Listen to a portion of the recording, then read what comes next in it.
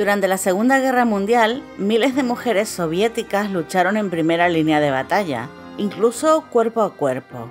También hubo mujeres zapadoras que construían puentes y desactivaban minas. Hubo francotiradoras, mecánicas, maquinistas de tren. En este episodio os hablaré sobre La guerra no tiene rostro de mujer, el libro en el que la premio Nobel Svetlana Alexievich cuenta sus historias. Bienvenidos a Letras Vivas.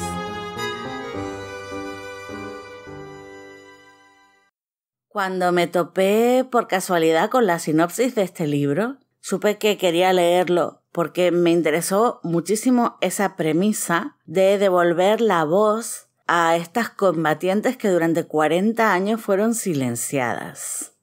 Pero antes de entrar directamente a hablar de La guerra no tiene rostro de mujer, creo que es importante que nos detengamos un momento en el prólogo en el que la propia Svetlana Alexievich habla de su infancia y explica cómo y por qué escribió este libro.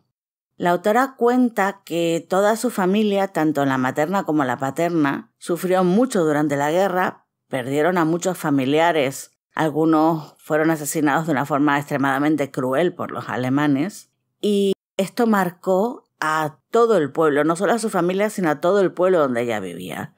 Ella recuerda, por ejemplo, que en la biblioteca escolar, en la biblioteca del pueblo, en la biblioteca regional, en todas partes la mitad de los libros eran sobre la guerra, porque siempre habían estado o combatiendo o recordando los combates o preparándose para la siguiente lucha. No sabían vivir de otra manera. Los niños, por ejemplo, jugaban a alemanes y rusos porque no conocían el mundo sin guerra. Y lo que es peor, en la escuela les enseñaron a amar a la muerte, que esto me pareció muy duro cuando lo leí. Entonces, ¿por qué este libro si ya estaba harta de leer sobre la muerte? Si existían muchísimos libros sobre la guerra, pues precisamente porque todos esos libros habían sido escritos por hombres sobre hombres. Alexievich mantiene que, aunque hayan vivido lo mismo, hombres y mujeres no solo lo sintieron de forma diferente, sino que también lo recuerdan y lo cuentan de forma diferente.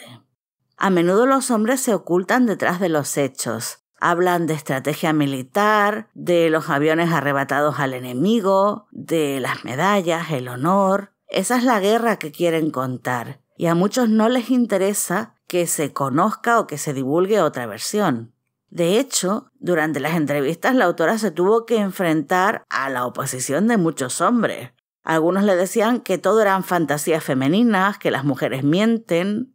Otros incluso intentaban amedrentar a sus esposas para que contaran todo, y leo literalmente, tal y como te he enseñado, sin lágrimas ni naderías de mujeres.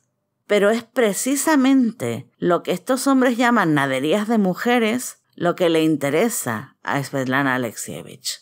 Ella busca esos detalles que muchas veces pasan desapercibidos. Por ejemplo, las ollas llenas de sopa que ya nadie va a comer porque de las 100 personas que han salido al frente a combatir, solo han vuelto 7. O historias que los hombres no conocen. Por ejemplo, el miedo que sentían estas mujeres combatientes cuando dejaron de menstruar por culpa del estrés y no sabían si su cuerpo algún día volvería a la normalidad, si podrían llegar a ser madres o se habían perdido para siempre la posibilidad de fundar una familia con 15, 16, 17 años, que es lo que tenían en aquel momento.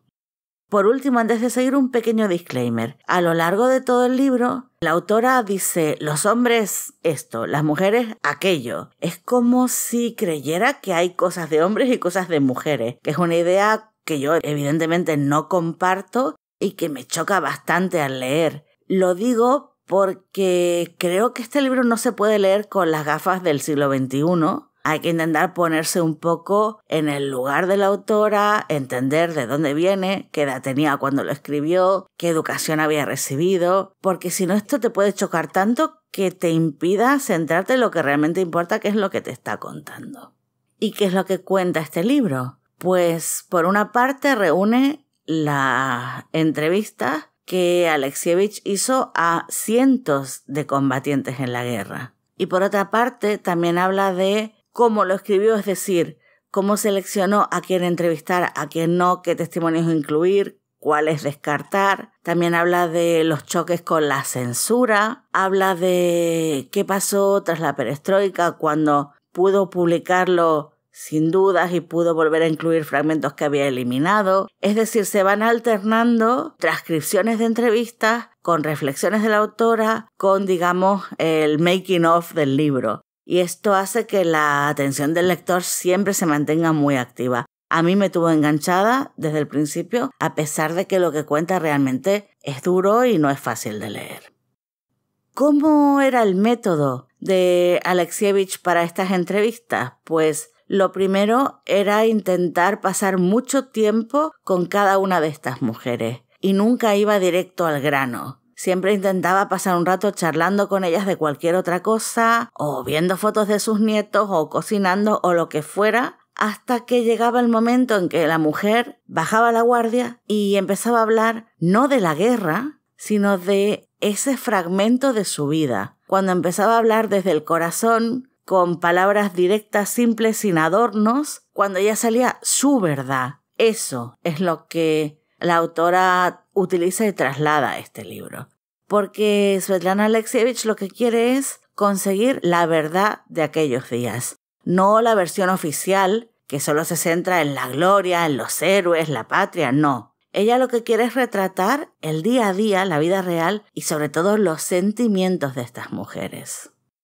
Por otra parte, comenta que le llegaban miles de solicitudes de entrevista, muchísimas mujeres querían contar su historia, no podía atenderlas a todas, no tenía ni recursos materiales, ni medios, ni tiempo. Entonces, ¿cómo hizo la selección? Pues intentando que todas las profesiones de la guerra estuvieran representadas, desde las lavanderas hasta las constructoras de vías de ferrocarril. En esta búsqueda de la verdad, el principal obstáculo con el que se topó fue Stalin. Incluso muchos años después de su muerte, la figura de Stalin sigue siendo muy problemática para cualquier ciudadano de la URSS, no solo los rusos, sino cualquiera que se haya criado con esa idolatría, con ese culto al líder. Por una parte, porque quien en su niñez aprendió a amar a Stalin, todavía no ha conseguido dejar de amarlo, no ha conseguido desprenderse de todo eso que se le inculcó desde su más tierna infancia. Por otra parte, la gente sigue teniendo mucho miedo a Stalin, y lo entiendo. Yo no lo sabía, me he enterado con esta lectura, pero por lo visto, tras la Segunda Guerra Mundial, lo que decidió Stalin es que todos los supervivientes eran sospechosos. Cualquier oficial del ejército soviético que hubiera sobrevivido tenía que considerarse un traidor. De esta manera, silenció y aisló y encerró a los que alguna vez habían caído prisioneros de los alemanes, a los que habían estado en Berlín, en fin, a los que habían visto Europa y podían contar cómo vivía la gente en los lugares donde no había comunismo. Así que evidentemente toda la población aprendió a vivir en silencio y con miedo. Bueno, no tanto aprendió a vivir, sino continuó viviendo en silencio y con miedo porque ya antes de la guerra se había instaurado el terror.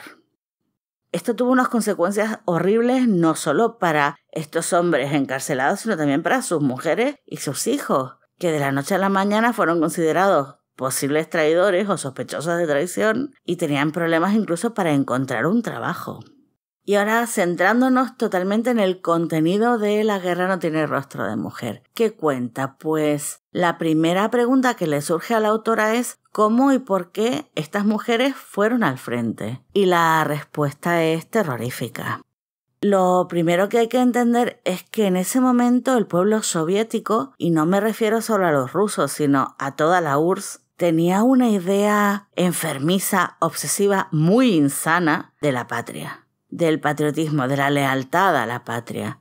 A mí me resulta muy complicado entender cómo este concepto abstracto, patria, puede llevar a la locura colectiva de tantos millones de personas, porque al leerlo te da la sensación de que les han desconectado la capacidad de pensar y de repente todos se han transformado en robots programados con una idea única. Es aterrador.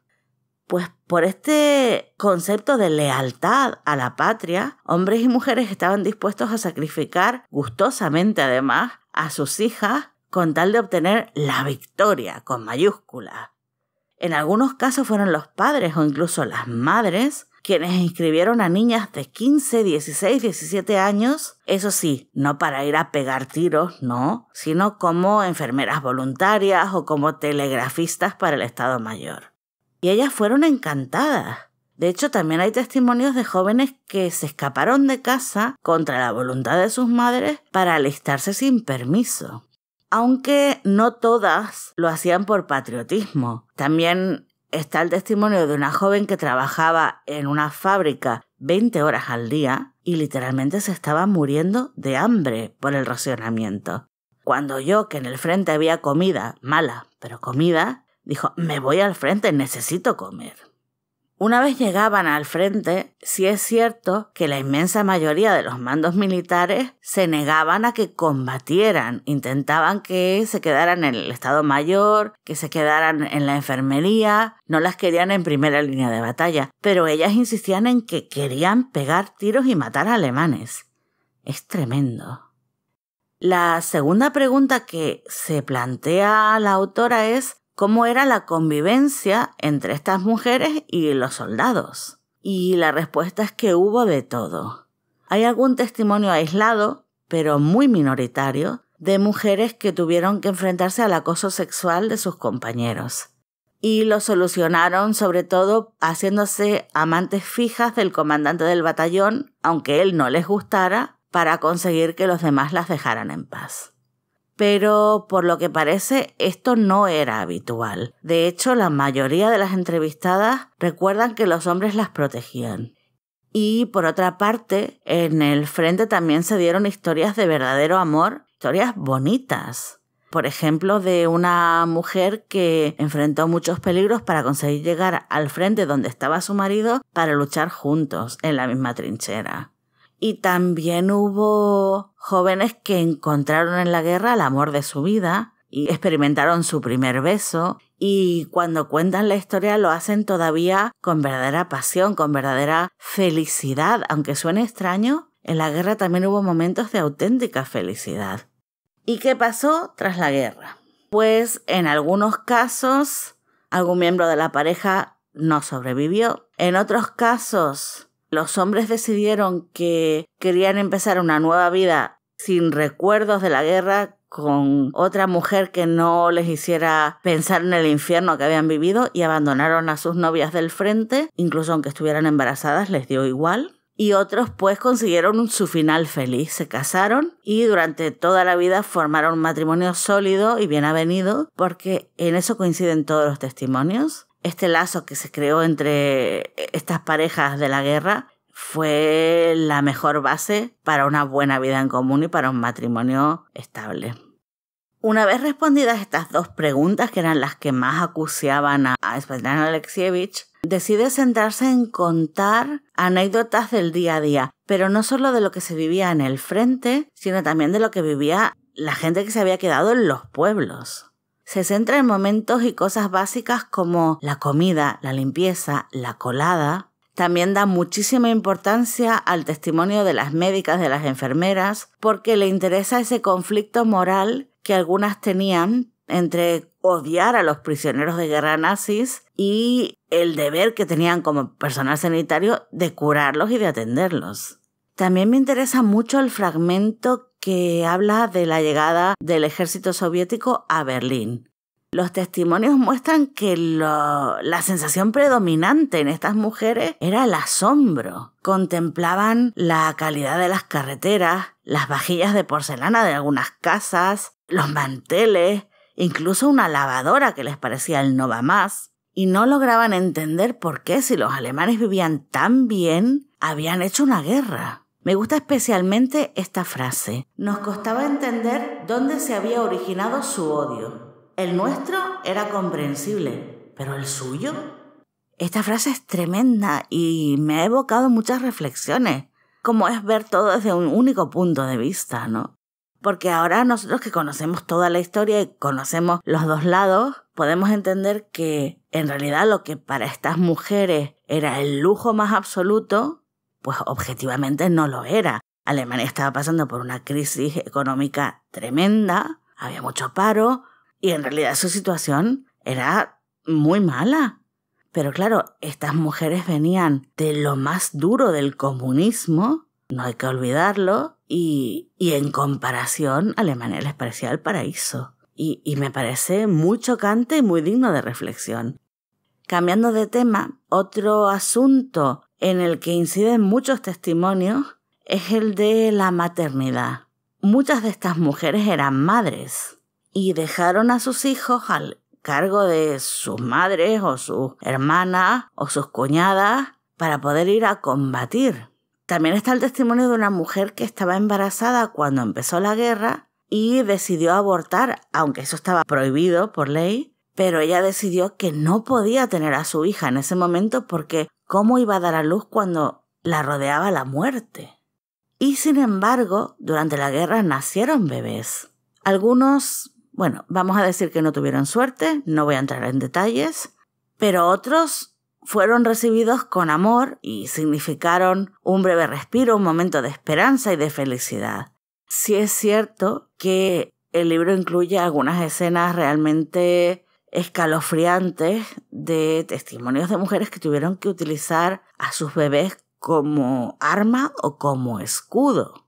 Y también habla de cómo se sintieron cuando volvieron a casa tras 4 años y sus hijos evidentemente no las reconocían. O incluso se dio el caso de que el pariente que había cuidado a ese niño o esa niña se negaba a devolverlo a sus madres. Decían, no, tú los has abandonado, ahora no tienes derecho a ser su madre. Hay historias realmente tremendas en este libro.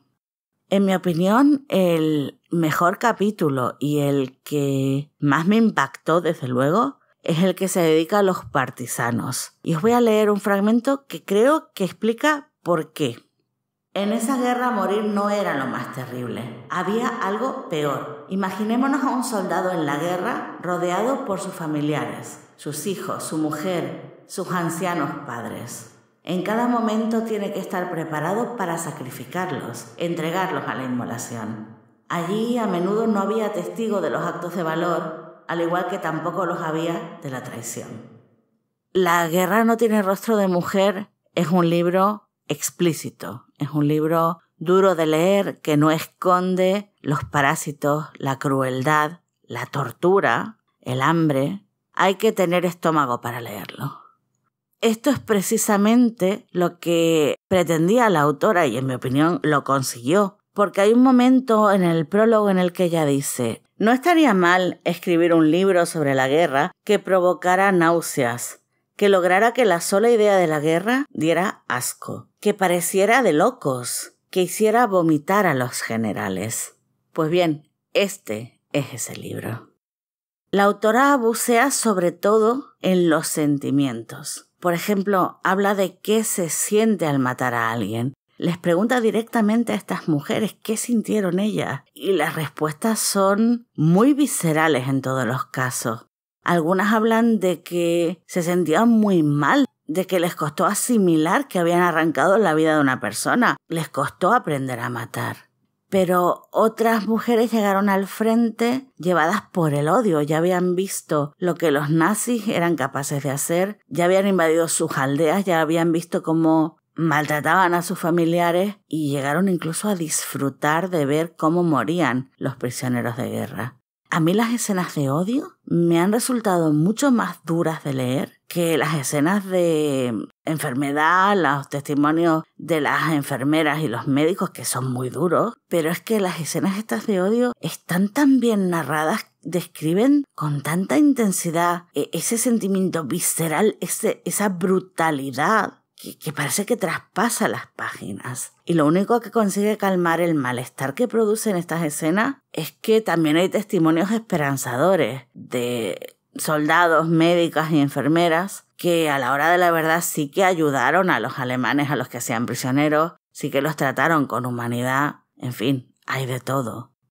Svetlana Alexievich habla también de qué ocurrió tras la guerra. Muchas mujeres explican lo difícil que fue para ellas volver a la vida normal, los traumas que incluso siguen arrastrando 40 años después en el momento de hacer la entrevista. Por ejemplo, muchas no soportan el color rojo o no pueden ir al mercado porque ver la tabla del carnicero les hace revivir su pesadilla. Y eso que estas mujeres, cuando acabó la guerra, no todas evidentemente, pero una gran mayoría de ellas, solo querían volver a la vida normal, volver a lo que tradicionalmente se había considerado femenino, hacer la comida, llevar la casa, sentirse guapas, maquillarse, tener hijos. Sobre todo la idea de casarse era muy importante para ellas, hasta tal punto que hubo quien incluso llegó a destruir los documentos que les daban categoría de mutilada de guerra y derecho a subsidio, que es lo importante, porque ¿quién iba a querer casarse con una inválida? Preferían un marido que su paga. Y esto fue algo que pagaron muy caro, porque cuando volvieron a sus casas, las mujeres que no habían ido a la guerra las recibieron con un desprecio absoluto, las insultaban, las llamaban prostitutas, decían que no eran de fiar, les hicieron el vacío, y esto supuso que quien no se casó en la guerra o inmediatamente después de la guerra, cargó durante el resto de su vida con un estigma que hizo que al final acabara sola y despreciada. Evidentemente, el Estado nunca procuró el bienestar de estas mujeres, nunca se preocupó de qué iba a ser de ellas. Las abandonó totalmente. Igual que a muchas otras viudas y a muchas otras mujeres de desaparecidos a los que simplemente se les puso el sello de sospechoso de traición y ahí te las apañes y punto. Como os decía antes, La guerra no tiene rostro de mujer. Es un libro que me ha hecho reflexionar, que me ha impactado profundamente. Es un libro que me alegro muchísimo de haber leído, a pesar de que no os voy a negar que en algunos momentos lo pasé mal leyéndolo, desde luego. Pero creo que es importante, creo que es necesario. Creo que ya era hora de devolverle la voz a estas mujeres que habían sido silenciadas. Y desde luego me alegro mucho de que la autora haya recibido el Nobel y que su trabajo se haya reconocido, porque contar esta historia no tiene que haber sido fácil para ella en absoluto.